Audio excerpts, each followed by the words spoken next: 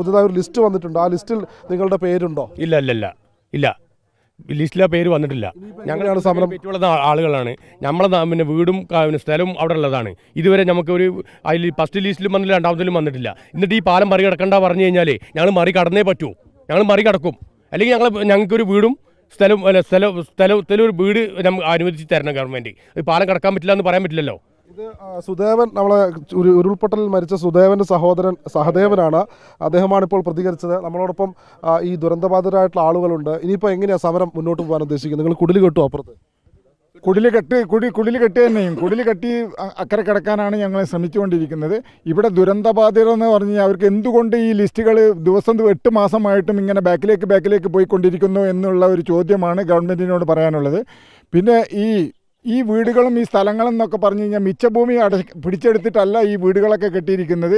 ഈ കിളുന്ത് നുള്ളിയിട്ട് പൂർവികരുണ്ടാക്കിയ പൈസ കൊണ്ടാണ് ഇതെല്ലാം ഭൂമിയും വാങ്ങിയിട്ടുള്ളത്, വീടും വെച്ചിട്ടുള്ളത്. ആ വീടാണ് പ്രകൃതി കൊണ്ടുപോയത്.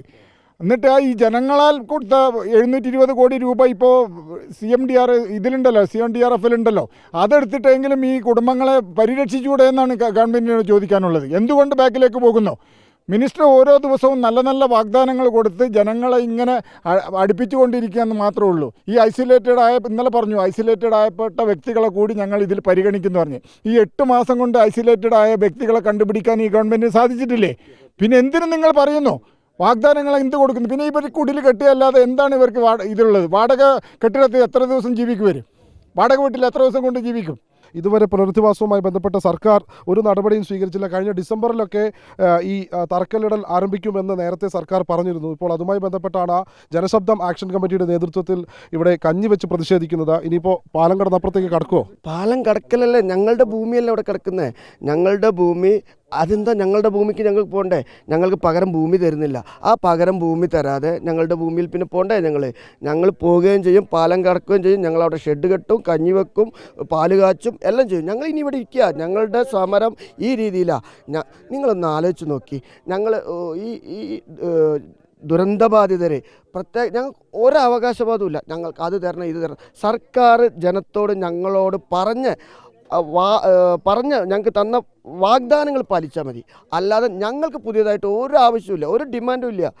വാഗ്ദാനങ്ങൾ ഞങ്ങളെ മുൻ നിർത്തിയിട്ട് പണം പിരിക്കുമ്പോൾ ഒരു വാഗ്ദാനങ്ങൾ തന്നിട്ടുണ്ട്. 10 സെൻറ്റ് സ്ഥലം, 1000 സ്ക്വയർ ഫീറ്റ് വീട്. പണം പിരിച്ചു കഴിയുമ്പോൾ ഒരു സ്വഭാവം, പണം പിരിക്കുന്നതിന് മുമ്പ് മറ്റൊരു സ്വഭാവം എന്ന് പറഞ്ഞ് ഞങ്ങളെ പുനരധിവസിപ്പിക്കാൻ ഇപ്പോൾ കേന്ദ്രം സഹായിക്കേണ്ട, അല്ലെങ്കിൽ നികുതി പണം വേണ്ട, ഒന്നും വേണ്ട. ഞങ്ങളെ മുൻനിർത്തി പിരിച്ചെടുത്ത് 800 കോടി രൂപ മാത്രം മതി. 150 ഏക്കർ സ്ഥലത്തിന് എത്ര രൂപ വരും? ഞങ്ങൾക്കറിയാം. ഇവിടെ 150 ഏക്കർ സ്ഥലത്തിന് പരമാവധി പോയാൽ 150 കോടി രൂപ വരും. ഈ 150 കോടി രൂപയെ വരുള്ളൂ. ഞങ്ങൾക്ക് വേണ്ടി പിരിച്ചെടുത്ത 720 കോടി രൂപ ഉണ്ട്. വീട് 1011 വീട് കൊടുക്കാമെന്ന് സന്നദ്ധ സംഘടനകൾ പറയും. ആ 38 സംഘടനകളെ മുഖ്യമന്ത്രി വിളിച്ചു ചേർക്കുകയും ചെയ്തു. അവർ കൊടുക്കാമെന്ന് ഏറ്റിട്ടുണ്ട്. അപ്പോൾ വെറും 150 കോടി രൂപ കൊണ്ട് 1500 കുടുംബത്തെ പുനരധിവസിപ്പിക്കാൻ പറ്റും. എന്തിന് സർക്കാർ മടിക്കണം? ഈ പണം മുഖ്യമന്ത്രിയുടെ ദുരിതാശ്വാസ നിധിയിലുള്ളത്. മുഖ്യമന്ത്രി ആഗ്രഹിക്കുന്നത്, സർക്കാർ ആഗ്രഹിക്കുന്നത് ഈ പണം ഉപയോഗിച്ച് മറ്റ് പലതും ചെയ്യാനാണ് ആഗ്രഹിക്കുന്നത്. ഞങ്ങൾക്ക് വേണ്ടി പണപ്പിരിവ് നടത്തുക, എന്നിട്ട് ആ പണം സ്റ്റോക്ക് ചെയ്യുക, എന്നിട്ട് ഞങ്ങളെ പുനരധിവസിപ്പിക്കാതെ കേന്ദ്രം തരുന്നില്ല എന്ന് പറയാം. കേന്ദ്രം തരും. കേന്ദ്രം പറഞ്ഞ് കോടതിയിൽ എന്താ പറഞ്ഞത്?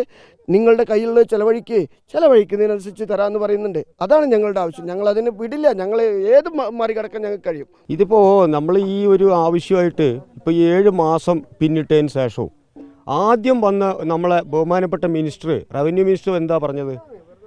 1500 വീടിൻ്റെ പണി ഇതാ ഞങ്ങൾ ഉടനെ തന്നെ തുടങ്ങുന്നു എന്ന് പറഞ്ഞു. എന്നിട്ട് ഇപ്പോൾ 1500 പോയി. ചീഫ് സെക്രട്ടറി വന്നിട്ട് പറഞ്ഞു 1023 വീട് പണിയെന്ന് പറഞ്ഞു. ഇപ്പോൾ 1023 പോയി. അത് കഴിഞ്ഞപ്പോൾ ഒരു 730ൻ്റെ കഥ കേട്ടു. ഈ 730 പോയി. ഇപ്പോൾ അവസാനം എന്താ സംഭവിച്ചത്? അപ്പുറം ഇപ്പുറമൊക്കെ തെരഞ്ഞു പിടിച്ചിട്ട് അവർക്ക് ഇഷ്ടപ്പെട്ട ആളുകൾക്ക് കൊടുക്കുന്ന പോലുള്ളൊരു പരിപാടിയായിട്ട് ഈ വീടുകളുടെ എണ്ണം കുറച്ചു. വീടുകളുടെ എണ്ണം കുറയ്ക്കുന്നതിനനുസരിച്ച് ഈ സർക്കാരിന് എന്തിൻ്റെ കേടെന്നാണ് ഞങ്ങൾ ചോദിക്കണത്? എന്തിൻ്റെ കേടാ സർക്കാരിന്? 1 രൂപയുടെ നികുതി പണം ഉപയോഗിക്കേണ്ട കാര്യമില്ല. ഈ ചൂരൽമല മുണ്ടക്കൈ പ്രദേശത്തിന് വേണ്ടി മാത്രം 700 ചില്ലറ കോടി രൂപ എടുത്തു വച്ചിട്ടുണ്ട്. ഇവിടെ ആളുകൾ പിരിച്ചു കൊടുത്തിട്ടുണ്ട്. ചെറിയ മക്കൾ കുടുക്ക പൊട്ടിച്ച പൈസയാണ് ഈ മുഖ്യമന്ത്രി അടവച്ചിരിക്കുന്നത്.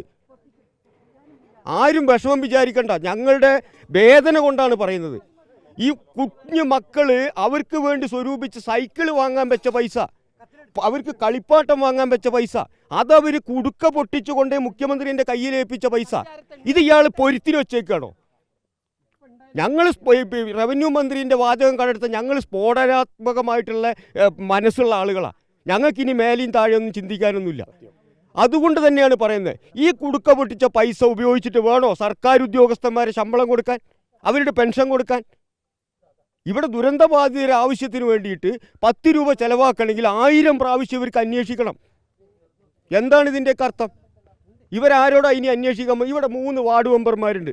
ഈ വാർഡ് മെമ്പർ ഒരു മണിക്കൂർ വിചാരിച്ചാൽ ഈ ദുരന്തം ബാധിച്ച ആളുകളെയും അതിനോടനുബന്ധിച്ച ആളുകളുടെയും ലിസ്റ്റ് കിട്ടും. അത് അംഗീകരിക്കാൻ തയ്യാറല്ല. വയനാട് ജില്ലാ കളക്ടറല്ല ലിസ്റ്റ് ഉണ്ടാക്കുന്നത്, തഹസിൽദാരല്ല ലിസ്റ്റ് ഉണ്ടാക്കുന്നത്. ഇത് കൊണ്ടുപോയിട്ട് മാനന്തവാടി സബ് കളക്ടറെ ഏൽപ്പിച്ചേക്കുക ലിസ്റ്റ് ഉണ്ടാക്കാൻ. അയാൾക്കാണോ ചൂരന്മലയെക്കുറിച്ച് അറിയാം? ഈ വാർഡ് മെമ്പർക്ക് അറിയുന്ന കാര്യങ്ങൾ മാനന്തവാടി സബ് കളക്ടർക്ക് അറിയോ? അപ്പോൾ ഇതെന്താണെന്നറിയോ? ഇതെല്ലാം കൂടി ആറ്റിക്കുറിക്ക് ഒരു പ്രഹസനമാക്കി മാറ്റി കിട്ടിയ പണം മുഴുവൻ മറ്റു വഴിക്ക് ചെലവഴിക്കാം. ദുരന്തം ബാധിച്ചവൻ അതുപോലെ പോട്ടെ. ഒരു ഭൂമി 2 ഏക്കർ ഭൂമി, ഇതാ ഇവിടെ വരുന്ന മനുഷ്യൻ 2 ഏക്കർ 2.5 ഏക്കർ ഭൂമിയുള്ള ആ മനുഷ്യൻ്റെ ഭൂമി പോയിട്ട് നിയമസഭയിൽ ചോദിക്കുമ്പോൾ മുഖ്യമന്ത്രി എഴുന്നേറ്റ് എന്നൊരു ഒറ്റ പറച്ചിലാ. അത് തരൂല. 18 സെൻറ്റ് ഭൂമിയുള്ള ആളാണ് ഞാൻ. എനിക്ക് തരാൻ പോകുന്നത് 5 സെൻറ്റ് ഭൂമിയാണ്. ഇത് എവിടെ ഞങ്ങൾ അംഗീകരിക്കണമെന്ന് പറഞ്ഞ്, എന്നിട്ട് ഇവരുടെ തന്നെ ബിനാമിയായ ഒരാളെ കോടതിയിൽ വിടുക, എന്നിട്ട് 1 കോടി രൂപ ചോദിപ്പിക്കുക. കോടതി പറയാ ഇത് നിങ്ങൾക്ക് അവകാശമല്ല, ഔദാര്യമാണെന്ന് പറയാം. ഞങ്ങൾ പോകും വീണ്ടും കോടതിയിൽ. കോടതി ഇന്ത്യ രാജ്യത്ത് ഇനിയുണ്ട്.